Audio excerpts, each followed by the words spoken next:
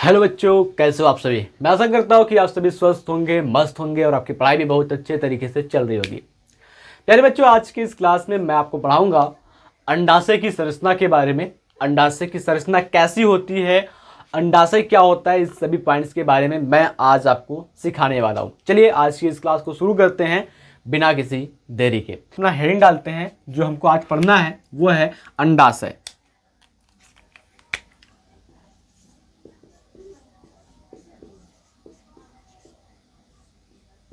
यानी कि ovary. Ovary क्या होता है, इसकी संरचना क्या होती है, ये कैसा होता है, इन सभी के बारे में हम देखेंगे। सबसे पहले अगर हम बात करते हैं कि ओवरी है क्या, अंडाशय क्या है, तो हम बात करते हैं तो मादा जनन तंत्र में अंडाशय प्राथमिक लैंगिक अंग है। प्राथमिक लैंगिक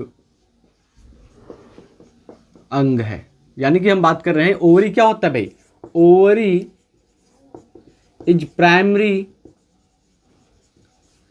sex organ in female reproductive system. Ovary क्या होता है, तो फीमेल के अंदर क्या होता है, प्राइमरी सेक्स ऑर्गन होता है। किसके अंदर, फीमेल के अंदर। उसके बाद अगर हम बात करते हैं कि ओवरी जो होता है भाई, वो ओवरी एक ग्लैंड की तरह भी काम करता है। क्यों? क्योंकि ओवरी से क्या होती है, फीमेल हार्मोन्स एस्ट्रोजन और प्रोजेस्टेरॉन निकलती है। तो ओवरी क्या होता है, एक ग्लैंड की तरह कार्य करता है। ठीक। दूसरे नंबर पर अगर हम बात करते हैं तो अंडाशय। अंडाशय एक ग्रंथि, एक ग्रंथि के भांति भी कार्य करता है। भी कार्य करता है। यानी कि हम बात करते हैं ovary act as a gland. तो इस ग्लैंड से कौन सा हार्मोन निकलता है भाई, तो इस ग्लैंड से हार्मोन निकलता है। हार्मोन की बात करें, कौन सा हार्मोन निकलता है, तो दो प्रकार के हार्मोन निकलते हैं। एक होता है प्रोजेस्टेरॉन और दूसरा होता है एस्ट्रोजन। तो प्रोजेस्टेरॉन और एस्ट्रोजन नाम के दो हार्मोन्स निकलते हैं। किससे, अंडाशय से निकलते हैं। दूसरी बात, अंडाशय के अंदर क्या होता है, मादा युग्मक होता है। अंडाशय में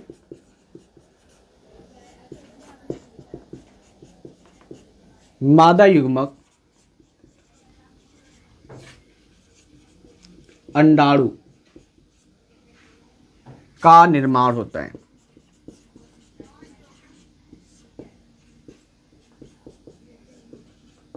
तो इसका मतलब क्या हो जाएगा भैया, इन ओवरी फीमेल गैमीट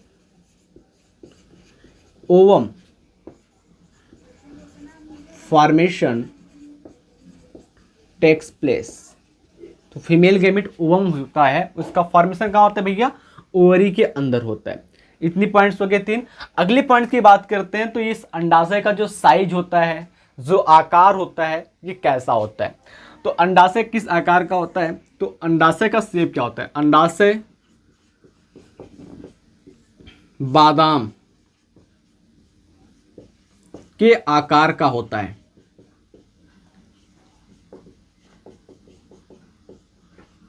तो हम बात करेंगे ओवरी इज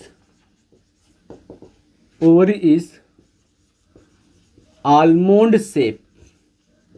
ओवरी कैसा होता है, आलमोंड शेप, बादाम के आकार का होता है। बादाम आपने देखा होगा, उस बादाम के आकार का क्या होता है, ये अंडाशय होता है। उसके बाद अगर हम बात करते हैं अगले पॉइंट की, तो इसका आकार ये बादाम का होता है। इसका साइज क्या होता है, तो अंडाशय की बात करते हैं तो अंडाशय की लंबाई जो आपके एनसीईआरटी में दिया गया है, लिखा होता है लंबाई 2 से 4 cm, चौड़ाई 3 cm, मोटाई की बात करते हैं मोटाई की बात करते हैं बेटा तो मोटाई 0.8 cm होता है। यानी कि अगर हम बात कर रहे हैं जो इसका लेंथ है, अंडाशय का जो लेंथ है वो होता है 2 to 4 cm। विड्थ की बात कर रहे हैं तो ये होता है 3 cm। और थिकनेस की बात कर रहे हैं, थिकनेस जो होता है वो होता है 0.8 cm। इतनी बातें समझ में आई। थिकनेस का मतलब यहाँ से ये है कि जो अंडाशय की दीवार होती है ना, वो दीवार कितनी मोटी होती है। तो अब यहाँ पर बात करते हैं तो अंडाशय की बेसिक बातें हमने बता दिया कि अंडाशय क्या होता है, इसके अंदर क्या होता है, इसका दीवार कितना मोटा होता है, इसकी चौड़ाई कितनी होती है, इसकी लंबाई कितनी होती है, यहाँ से हार्मोन्स कौन सा निकलता है। तो इन सभी पॉइंट्स के बारे में मैंने आपको क्लियरली बता दिया। अब बात करते हैं इसकी संरचना की। इसका संरचना कैसा दिखाई देता है। जो 0.8 cm मोटी दीवार है वो किस लेयर की बनी होती है, या हम बात करते हैं वो किस चीज़ की बनी होती है। तो यहाँ पर बेटा अगर हम बात करते हैं तो सबसे पहले आप इन पॉइंट्स को नोट कर लीजिए, फिर इसके बाद मैं आपको डायग्राम के साथ साथ समझाता चलूँगा और डायग्राम पूरी तरह से बना करके तैयार कर दूंगा। ठीक है, तो फटाक से आप इस पॉइंट को नोट कीजिए।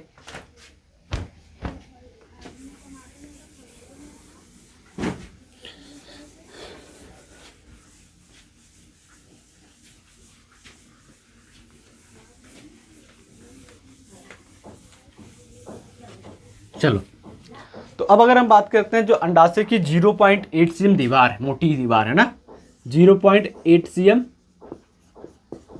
मोटी दीवार। अब ये जो 0.8 cm मोटी दीवार है भाई, ये दीवार दो परत से बनी होती है। पहला क्या होता है, जर्मिनल एपिथेलियम, जर्मिनल एपिथेलियम। और जो दूसरा होता है वो होता है टूनिका एल्बुजिना, टूनिका एल्बुजिना। ठीक है, जर्मिनल एपिथेलियम और टूनिका एल्बुजिना दोनों का नाम अगर हिंदी में बात करते हैं तो जर्मिनल एपिथेलियम को हम जनन उपकला कहते हैं, जनन उपकला कहते हैं। टूनिका एल्बुजिना को हम ट्यूनिका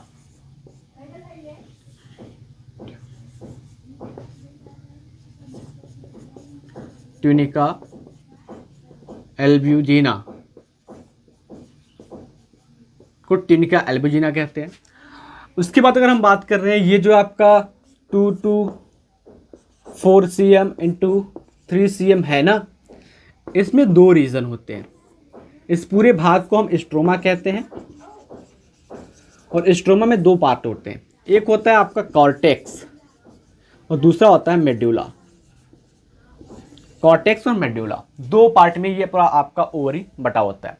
तो आप इस पॉइंट को भी नोट कर लीजिए। मैं आपको ये बताऊंगा कि जनन उपकला यानी कि जर्मिनल एपिथेलियम कहाँ पाया जाता है, टूनिका एल्बुजिना कहाँ पाया जाता है, कॉर्टेक्स किस भाग को कहते हैं और मेडुला किस भाग को कहते हैं, इन दो पॉइंट्स को। और ये आपका 2 to 4 इंटू 3 cm क्या है इसके बारे में मैंने आपको बता दिया। स्ट्रोमा क्या होता है, इन सभी के बारे में हम बात करेंगे। तो फटाक से आप इस पॉइंट को नोट कीजिए।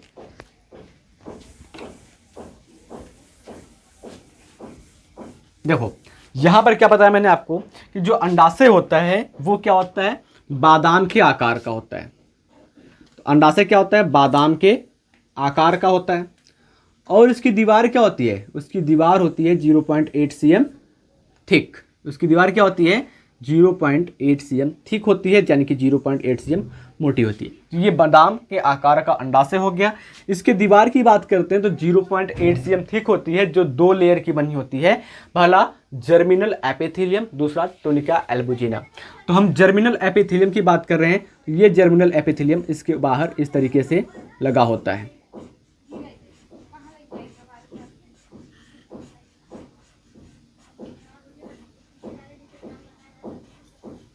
और इसका जो शेप होता है जर्मिनल एपिथेलियम का वो क्यूबाइडल होता है।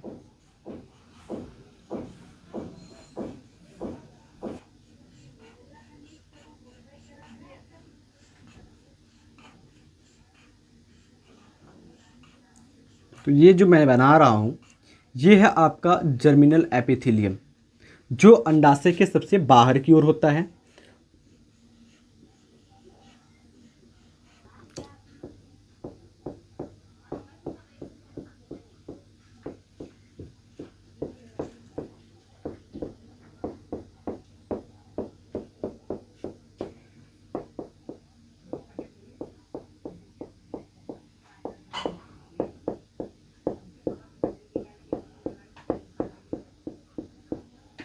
देखो ये आपका जो बाहर की ओर दिख रहा है पूरा जो अंडाशय का हिस्सा बना हुआ है, जो बाहर की ओर दिख रहा है, इसको हम कहते हैं जर्मिनल एपिथेलियम। ठीक, जर्मिनल एपिथेलियम लेयर होता है, टिश्यू होता है उस चीज का, अंडाशय का बाहर दीवार बना होता है। उसके बाद कहते हैं तो जर्मिनल एपिथेलियम के नीचे एक पतला सा लेयर और होता है। ठीक है, इस प्रकार से एक पतला सा लेयर और होता है और इस लेयर को हम कहते हैं टूनिका एल्बुजिना। और बेटा अगर हम टूनिका एल्बुजिना की बात करते हैं तो टूनिका एल्बुजिना नाम का जो परत था वो आपको एक जगह पर और देखने को मिला था। वो जगह है जो आपका मेल रिप्रोडक्टिव सिस्टम में प्राइमरी सेक्स ऑर्गन टेस्टिस था, यानी कि वृषण था। तो उस वृषण के अंदर आप देखेंगे जो टूनिका एल्बुजिना था भाई, वो टूनिका एल्बुजिना अंदर की ओर प्रवेश करके या कोई फोल्डिंग बना करके वो टेस्टिकुलर चैम्बर का फॉर्मेशन किया था, जिसको हम टेस्टिकुलर लोब के नाम से जान रहे थे। ठीक है, ठीक वही वाला टूनिका एल्बुजिना ये है, जो आपको अंदर की ओर लाइनिंग दिख रही है, ये आपकी टूनिका एल्बुजिना है, टूनिका एल्बुजिना। ठीक है, टूनिका एल्बुजिना नाम का लेयर है। अब अगर हम बात कर रहे हैं तो इसके अंदर का ये जो पूरा पार्ट दिखाई दे रहा है बेटा, इस पूरे पार्ट को हम नाम देते हैं स्ट्रोमा। और जो स्ट्रोमा होता है वो दो पार्ट में बता होता है। पहला जो होता है वो कॉर्टेक्स होता है, जो टूनिका एल्बुजिना के जस्ट नीचे होता है, और जो एकदम मध्य वाला भाग होता है वहां पर क्या होता है आपका, वो आपका कहलाता है मेडुला। और उस मेडुला के अंदर क्या होते हैं, ढेर सारे ब्लड वेसल्स होती है, नर्व सेल्स होती है। ठीक है, अन्य कई प्रकार के सेल्स पाए जाते हैं वहां पर। पूरा मिला जुला करके मेरे कहने का मतलब ये है कि ये जो आपके अंदर टूनिका एल्बुजिना वाला हिस्सा है इसको स्ट्रोमा कहते हैं। और ये स्ट्रोमा के अंदर दो पार्ट होते हैं, पहला कॉर्टेक्स, दूसरा मेडुला। तो कॉर्टेक्स पार्ट की अगर हम बात करते हैं तो कॉर्टेक्स पार्ट में हम यहाँ पर देखें तो ये जो आपकी जर्मिनल एपिथेलियम लेयर होता है ना, जब फीमेल के ओवरी का फॉर्मेशन हो रहता है फीटल लाइफ में, यानी कि अगर हम बात कर रहे हैं तो गर्भावस्था में जब फीमेल के ओवरी का फॉर्मेशन हो रहा होता है, अंडाशय का निर्माण हो रहा होता है, तो ये जर्मिनल एपिथेलियम की कुछ भाग जो होते हैं वो टूट करके इस प्रकार से ग्राफियन फॉलिकल्स का फॉर्मेशन करती है। ठीक है, इसको हम कहते हैं ग्राफियन फॉलिकल्स, इसको हम कहते हैं ग्राफियन पुटिका। ग्राफियन पुटिका का निर्माण कर रही होती है। अब ये ग्राफियन पुटिका क्या होती है, आकार में बढ़ती है। ठीक, फॉलिकल्स का निर्माण करती है, प्राइमरी फॉलिकल जिसको कहते हैं। ठीक है, और ये आपका क्या है, अंडाणु है या oocyte कहते हैं इसको हम, प्राइमरी oocyte, प्राइमरी oocyte कहते हैं। और इसके ऊपर क्या होती है, लेयर बन जाती है जिसको हम क्या कहते हैं, ग्रेनुलोसा लेयर कहते हैं। और इस प्रकार से ये जो आपकी ग्राफियन फॉलिकल होती है वो आपकी कहलाती है प्राइमरी फॉलिकल, यानी कि प्राथमिक पुटिका कहते हैं। इसके बाद ये प्राथमिक पुटिका थोड़ा सा आकार में बड़ी होती है। आकार में बड़ी होने के बाद इसमें एक और हिस्सा बनना शुरू हो जाता है जिसको हम नाम देते हैं एंट्रम। ये एंट्रम क्या हो रहा है, बनना शुरू हो रहा है। ठीक है, और इसके ऊपर अगर हम बात करें तो ये लेयर है आपका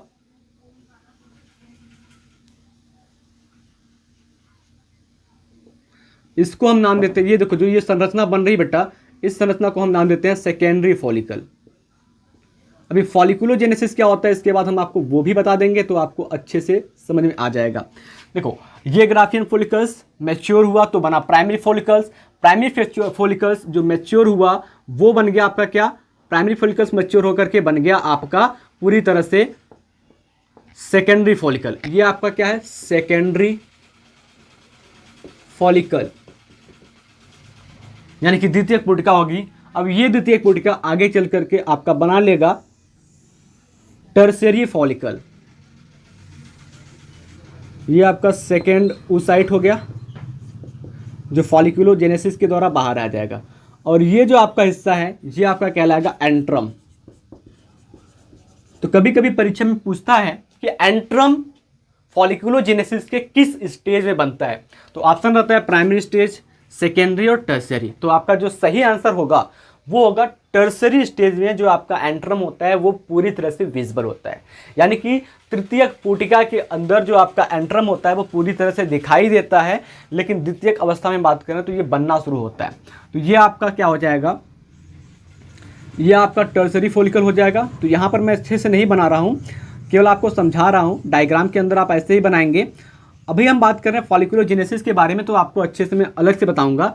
और ये देखो क्या होता है, जब ये टर्सरी फॉलिकल बन गया ना, 3rd डिग्री या टर्सरी फॉलिकल बन गया, टर्सरी फॉलिकल बन गया, तो यही से फॉलिकुलोजेनेसिस होता है। तो उस दौरान क्या होता है, ये फॉलिकल की जो दीवारें होती हैं वो रप्चर्ड करती हैं, ठीक है, फॉलिकल की दीवारें रप्चर्ड करती हैं। तो क्या होता है, यहाँ से फॉलिकल जो होता है वो बाहर की ओर आ जाता है, दीवार को तोड़ करके वो बाहर की ओर आ जाता है।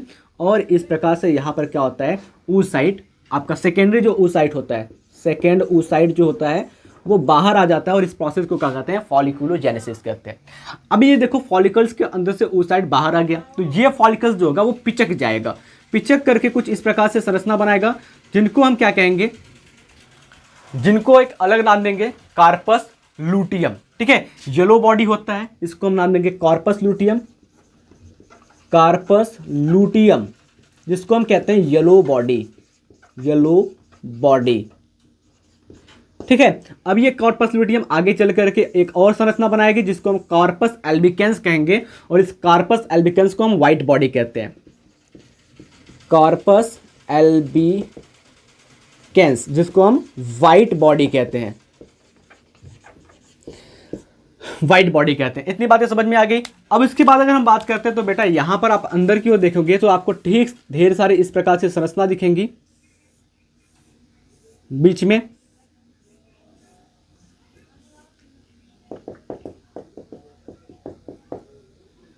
इस प्रकार से। अब देखो यहां पर अगर हम बात कर रहे हैं, ये तो आपको पूरी तरह से ओवरी बन गया। तो ये जो हमने बताया है, तो ये आपकी ब्लड वेसल्स है, ब्लड वेसल्स है। और कुछ क्या है, न्यूरॉन सेल है, blood vessels and neuron cells हैं, ठीक है। अब यहां पर हमने क्या बताया कि ओवरी के अंदर का जो ये पार्ट है इसको हम स्ट्रोमा कहते हैं। और स्ट्रोमा में 2 हिस्से हैं। कौन कौन से 2 हिस्से हैं, तो यहां पर आप देखेंगे, मैं आपको लाइन बना करके अलग कर देता हूं ताकि आपको अच्छे से क्लियर दिखे।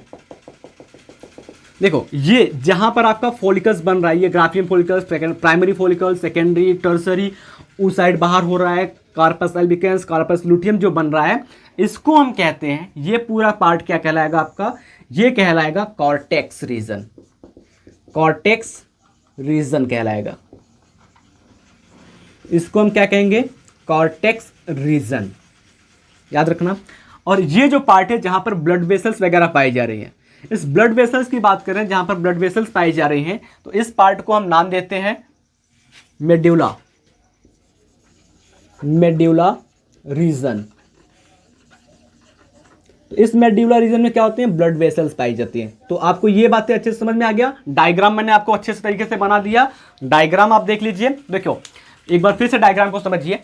यहां पर मैं आपको एक चार्ट के माध्यम से समझाता हूं। तो हमने क्या बताया कि जो ओवरी की थिकनेस होती है, थिकनेस क्या होती है, 0.8 cm, ठीक है। एक मिनट मैं थोड़ा सा चेक करूं यहां तक स्क्रीन में आ रहा है कि नहीं आ रहा है।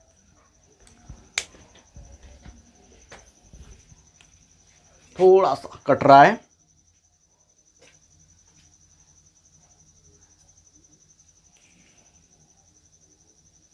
चलो।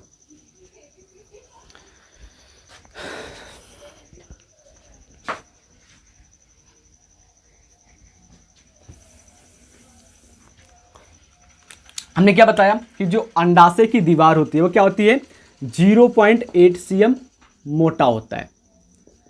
तो ये 0.8 cm जो दीवार होता है वो बना किसका होता है, तो सबसे ऊपर सबसे बाहर की ओर पाया जाता है एक लेयर, जिसको हम कहते हैं जर्मिनल एपिथेलियम,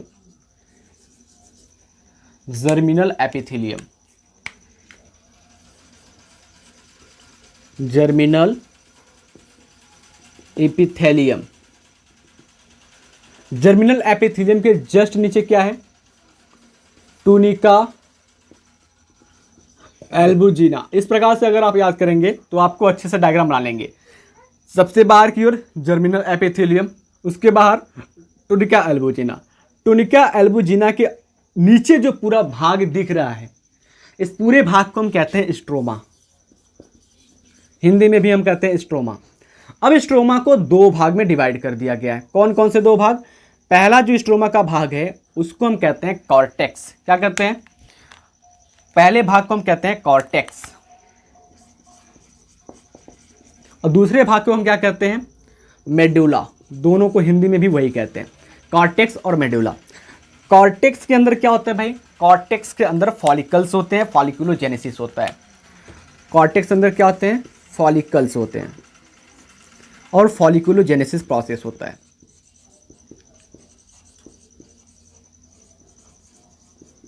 फॉलिकुलोजेनेसिस होता है। मेड्यूला के अंदर क्या पाया जाता है? तो मेड्यूला के अंदर ब्लड सेल्स पाए जाते हैं, ब्लड वेसल्स पाए जाते हैं, रुधिर वाहिनी पाया जाता है, ब्लड वेसल्स पाए जाते हैं। और क्या पाए जाते हैं?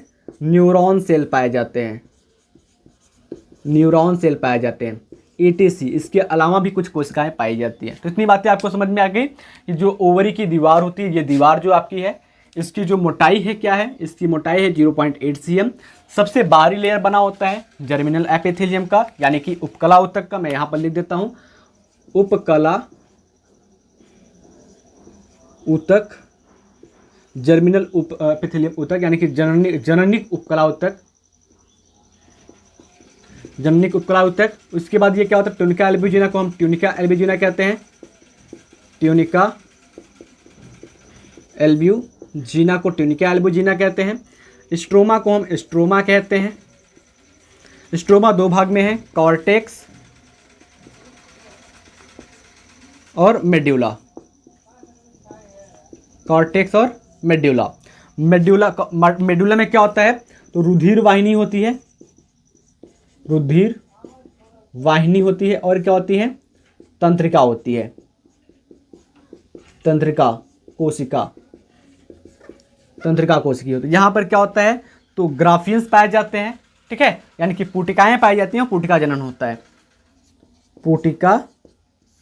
और क्या होता है? पुटिका जनन, पुटिका जनन कहते हैं। तो इतनी बातें समझ में आई। तो मैं आशा करता हूं कि ये सभी चीज़ें आपको अच्छे से समझ में आ गई होगी।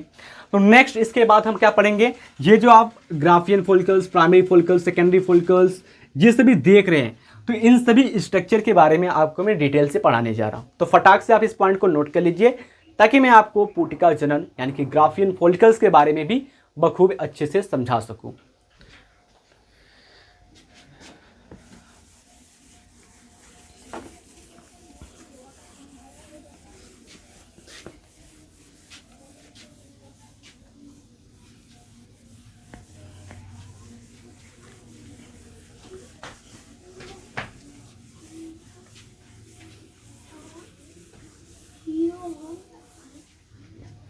चलिए मत करो।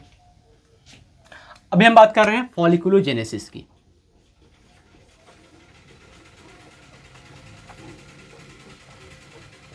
फॉलिकुलोजेनेसिस को क्या कहते हैं हम? पुटिका जनन कहते हैं। अब पुटिका जनन कहते हैं, ये बात तो समझ में आ गई।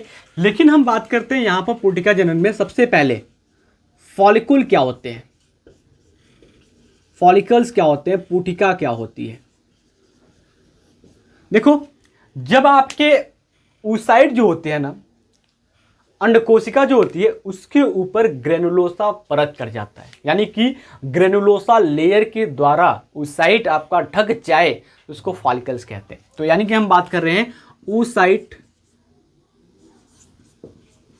Covered with granulosa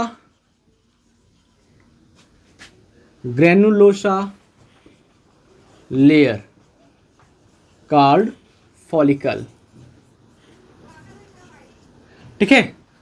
oocyte granulosa द्वारा ढक जाए, उसको हम क्या कहेंगे? फॉलिकल्स कहेंगे। तो यहां पर देखो, ये सभी आपकी क्या है? पुटिकाएं हैं। तो ये क्या है आपकी? ग्राफियन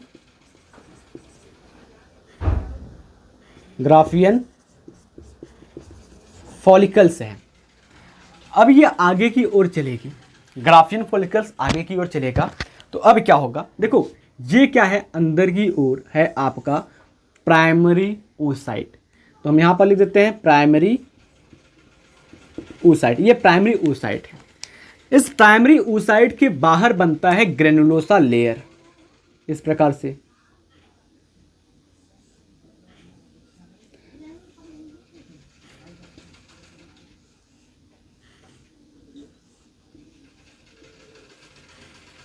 इसको हम क्या कहेंगे, ग्रेनुलोसा लेयर या ग्रेनुलोसा सेल कहेंगे।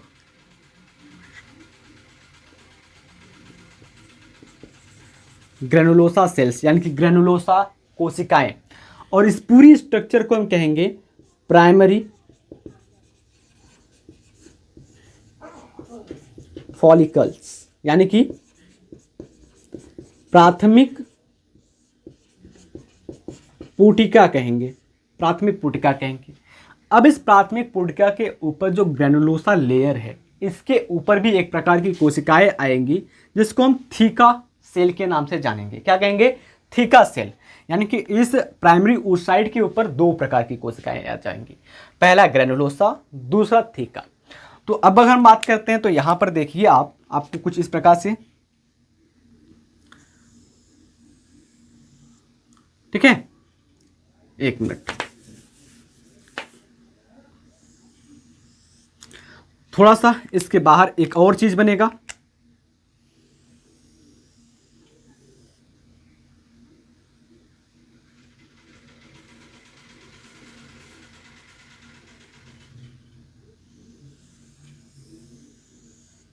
इस प्रकार से। तो ये तो भाई आपका प्राइमरी oocyte है, प्राइमरी oocyte है। इस प्राइमरी oocyte में अगर हम देखें तो ऊपर की ओर एक स्ट्रक्चर बनेगा, मतलब बनना शुरू होगा। इस प्रकार से ये बनना शुरू होगा जिसको हम नाम देंगे एंट्रम। ये एंट्रम बनना शुरू हो रहा है। और ये क्या है, प्राइमरी oocyte है। इसमें क्या होगा, यहाँ पर देखेंगे तो एक लेयर है, आपको पता है इस लेयर को क्या कहते हैं हम, इस लेयर को हम कह रहे हैं ग्रेनुलोसा सेल।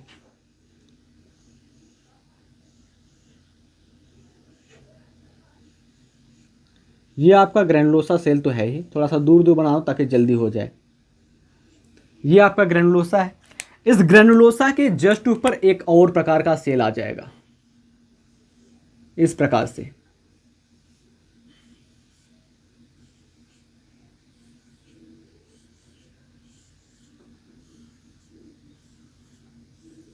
इस प्रकार से एक और सेल आ जाएगा। तो इस सेल को हम कहेंगे थीका सेल, थीका कोशिका, थीका सेल जिसको कहेंगे थीका कोशिका। अब देखो, थीका सेल से ये आपका प्राइमरी फॉलिकल्स ढक गया, तो इसको हम नाम देंगे सेकेंडरी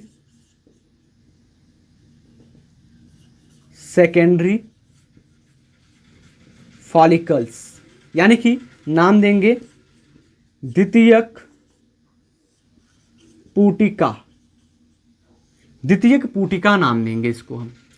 अब अगर हम बात करें तो द्वितीयक पुटिका में आप देख पाएंगे कि यहां पर एक स्ट्रक्चर बनना शुरू हुआ है जिसको एंट्रम नाम देंगे। आगे की ओर आप जब चलेंगे तो आपको दिखेगा टर्सरी फॉलिकल। तो टर्सरी फॉलिकल में ये आपका जो होता है ये सेकेंडरी oocyte कहलाता है, सेकेंड oocyte कहलाता है, यानी कि द्वितीयक अंडकोशिका कहलाता है। इसके बाहर जो हमने बताया था आपको, सेल्स जो हैं वो इस प्रकार से हैं, इस प्रकार से इसके अंदर सेल्स जो हैं वो अरेंज्ड होंगे। यहाँ पर आप देखना चाहेंगे तो इस प्रकार से जो आपका संरचना पूरा बना हुआ है, तो ये आपका एंट्रम हो जाएगा। इस प्रकार से इसके चारों तरफ क्या होंगे, सेल्स अरेंज हो जाएंगे पूरा अंदर की ओर। तो अभी बता रहा हूँ मैं क्या क्या बनेगा यहाँ पर। यहाँ पर कुछ नई प्रकार की कोशिकाएं आपको देखने को मिल जाएंगे, नए प्रकार के कुछ लेयर्स आपको देखने को मिलेंगे। उन लेयर्स का नाम मैं आपको बताऊंगा, तो आपको लगेगा कि हाँ वास्तव में आपका फीमेल गैमेट यहाँ पर बन रहा है।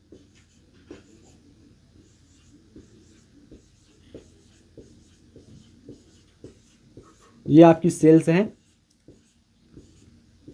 ग्रेनुलोसा सेल्स हैं ये आपकी, जो कई बार विभाजन करके एक मोटे लेयर का फॉर्मेशन कर रही है।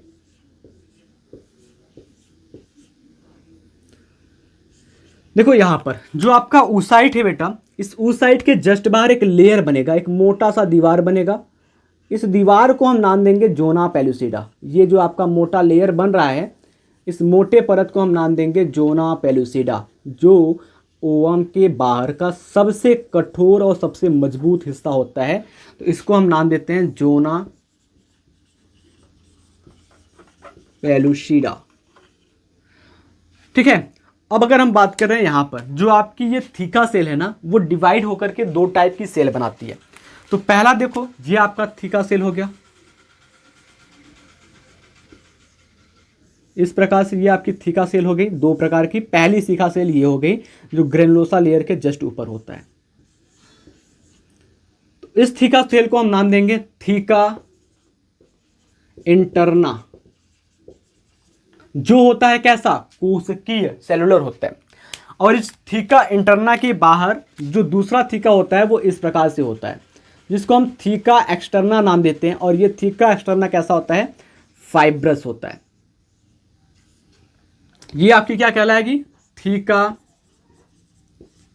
एक्सटर्ना, जो कि फाइब्रस होता है। ये बात समझ में आया। और इस पूरी स्ट्रक्चर को हम कहेंगे टर्शियरी फॉलिकल, टर्शियरी फॉलिकल्स के नाम से जानेंगे, यानी कि तृतीयक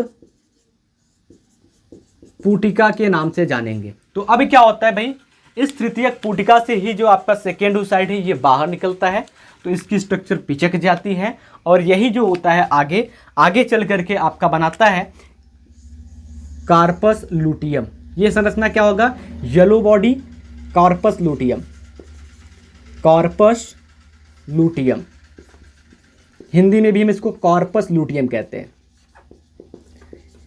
जिसको हम कहते हैं येलो बॉडी। क्यों, क्योंकि ये येलो रंग के कुछ सिक्रेशन को सिक्रेट करता है, जैसे कि प्रोजेस्टेरॉन, एस्ट्रोजन, इस प्रकार के हार्मोन्स को सिक्रेट करता है। ये कॉर्पस लूटियम आगे जाएगा और ज़्यादा सिकुड़ेगा, और ज़्यादा सिकुड़ने के बाद इस प्रकार से संरचना बनाएगी, जिसको हम कॉर्पस एल्बिकेंस कहेंगे, कॉर्पस एल्बिकेंस, जिसको हम कहते हैं व्हाइट बॉडी। ये एस्ट्रोजन का सिक्रीशन करता है। तो मैं आशा करता हूं कि आपको फॉलिकुलोजेनेसिस, साथ ही साथ अंडाशय की संरचना अच्छे से समझ में आ गई होगी। मिलते हैं आपसे अगले क्लास में गैमेटोजेनेसिस के साथ। तब तक के लिए जय हिंद, जय भारत। बने रहिए हमारे साथ बायोलॉजी पढ़ने के लिए। Bye bye.